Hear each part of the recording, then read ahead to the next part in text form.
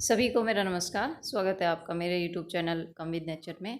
और आज हमारा टॉपिक रहेगा कि हम किस तरह से किसी भी टाइप के जो फ्लावर होते हैं, चाहे वो सर्दियों के हो या फिर गर्मियों के हो, उन पे किस तरह से अच्छी अच्छी फ्लावरिंग ला सकते हैं अपने प्लांट्स पर।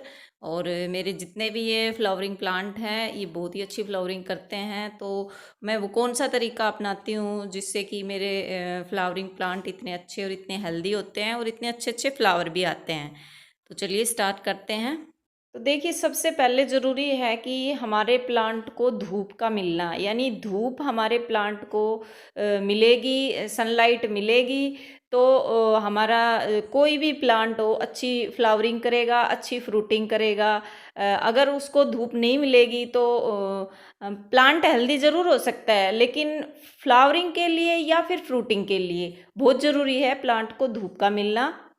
फिर चाहे आपने वो ज़मीन में लगा रखा हो, आपने कोई भी प्लांट, या फिर आपका प्लांट पॉट में लगा हो, उसके आपने ऐसी जगह पे रखना हो जहाँ पे कम से कम 4 घंटे की धूप ज़रूर लगे। हाँ, गर्मियाँ अगर तेज़ है तो आप उसे जो दिन की यानी दोपहर की जो गर्मी होती है, धूप होती है, उससे बचा लो। बाकी सुबह और शाम की धूप हमारे प्लांट्स के लिए अच्छी होती है। सबसे अच्छी होती है मॉर्निंग वाली धूप, जो सुबह सुबह निकलती है। तो अपनी जो प्लांट्स की डायरेक्शन है, या फिर यूँ कहूँगी कि जहाँ पे आप रखते हो, उनको ऐसी जगह रखें जहाँ पे सुबह की सूरज की रोशनी ज़रूर मिले उनको, या मैं तो कहूँगी सीधा डायरेक्ट सनलाइट में प्लांट को रखें और उससे हमारा प्लांट अच्छा चलेगा। तो दूसरी बात होती है कि हमारे प्लांट्स को फर्टिलाइज़र की ज़रूरत होती है, और हमें ये चीज़ ध्यान रखनी है कि हमें फर्टिलाइज़र कब, कितना और कैसे देना है।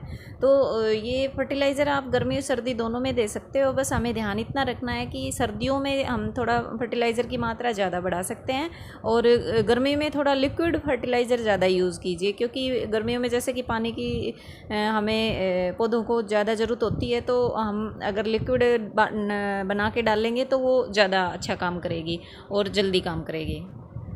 पेरिनियल प्लांट्स जो होते हैं, यानी जो परमानेंट प्लांट होते हैं, जिन पे हमेशा फूल आते रहते हैं, या फिर कुछ टाइम के लिए सर्दियों में रुक जाते हैं, कुछ टाइम के लिए गर्मियों में रुक जाते हैं, लेकिन प्लांट हमारा रहता है, तो उस प्लांट के लिए खाद की ज़रूरत होती है। फरवरी और सितंबर के महीने में ये बेस्ट टाइम होता है उसको खाद देने का। और जो हमारे ये जो प्लांट होते हैं, जो सीजनल प्लांट होते हैं, यानी कुछ गर्मी के प्लांट होते हैं या फिर कुछ सर्दियों में ही चलने वाले प्लांट्स होते हैं, जिनको कि यूँ होता है कि हमें जैसे अभी सर्दियों के फ्लावर के प्लांट आएंगे, उन पे हमें खाद देना है। 20 दिन में आप एक बार दे दो, या फिर महीने में एक बार ज़रूर दो, तो उससे हमारे प्लांट को एनर्जी मिलती रहेगी। और सर्दियों में जैसे कि ज़्यादा खाद की ज़रूरत होती है ना, तो ज़्यादा खाद ये भी नहीं है कि बहुत ज़्यादा दे लेंगे, लेकिन प्लांट्स पे अगर फ्लावरिंग अच्छी चाहिए तो हमें फर्टिलाइज़र का ध्यान ज़रूर रखना है। तीसरी बात आती है कि हमारे प्लांट्स को हम पानी किस तरह से दे रहे हैं, कितना दे रहे हैं। तो पानी उतना ही दीजिए जितने पौधों की आवश्यकता है। किसी भी प्लांट को वाटरिंग करने का सबसे अच्छा टाइम है सुबह या शाम को। आप दोपहर में कभी भी किसी भी प्लांट में पानी मत दीजिए, वो उसको डैमेज कर सकता है।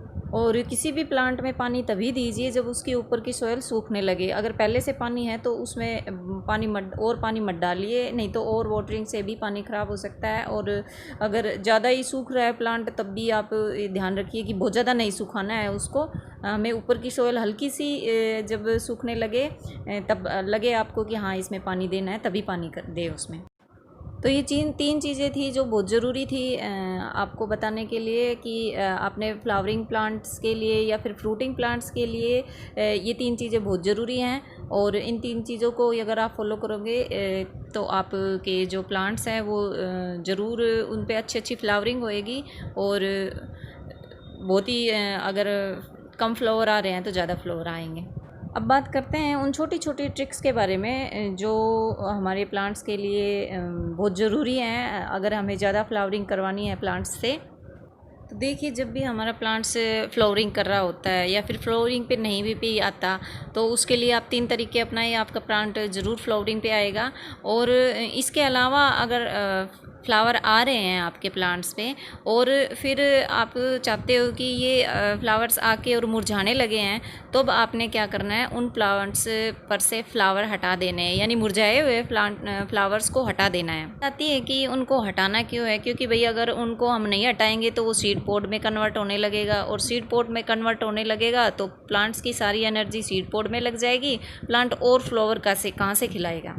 तो उसके लिए सबसे अच्छा है कि आप जब ये फ्लावर खिल जाएं, जैसे कि ये इस तरह से जब बड बनती है और फिर फ्लावर खिलता है, तो फ्लावर खिलने के बाद जब ये सीड पोड बनने में इसका प्रोसेस लग जाता है, तभी आप उसको वहाँ से पिंच कर दो। पिंच करने का मतलब है उस फ्लावरिंग जो बड है जो खिल चुकी है उसको हम हटा देंगे। तो ये आप डेली कर लीजिए, छोटे छोटे काम है, इनमें कोई वो नहीं होता कि बहुत ज़्यादा टाइम लगेगा। डेली फ्लावर आपके जो भी मुरझाए फ्लावर है उनको हटा दीजिए। आप किसी भी फ्लावरिंग प्लांट पे ये बड बनना स्टार्ट हो जाती हैं तब आप इनको हटा दीजिए। हाँ, अगर आपको सीड लेना है तो उस प्लांट का जो लास्ट सीजन होता है, यानी जैसे अभी ये गर्मियों की फ्लावरिंग प्लांट्स हैं, तो इनका मैं क्या करूँगी, अक्टूबर नवंबर में इनके सीड्स ले आऊँगी। इससे पहले मैं इनके पूरी गर्मियों में इन पे अच्छी फ्लावरिंग के लिए इनके जो सीड पोड बनते हैं उनको हटाती रहूँगी, ताकि पूरी गर्मियों में अच्छे अच्छे फ्लावर आए। ऐसे ही सर्दियों में करना है हमें।